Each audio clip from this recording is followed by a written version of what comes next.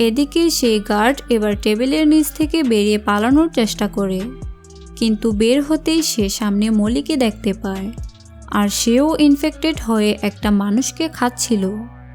এবার মলি তাকে শেষ করার জন্য একটা কাটার তুলে নেয়। এতে গার্ড পালাতে যাবে, ঠিক তখনই বাকিরা এসে তাকে ধরে ফেলে। এরপর সবাই মিলে তাকে নৃশংসভাবে খুন করে। এদিকে সে ওয়াংও এবার লিসাকে খুঁজে বের করে।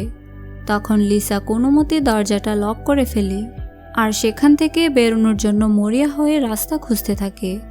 কিন্তু একটু পরেই ওয়াং দরজার ফাঁক দিয়ে ভেতরে ঢুকে পড়ে, আর ভেতরে ঢুকেই সে দরজাটা শক্ত করে বন্ধ করে দেয়, যাতে বাকিদের কেউই আর ভেতরে আসতে না পারে, কারণ সে একাই লিসাকে শিকার করতে চায়। অতএব ওয়াং এবার তার কুড়ালটা নিয়ে তাকে খুঁজতে শুরু করে।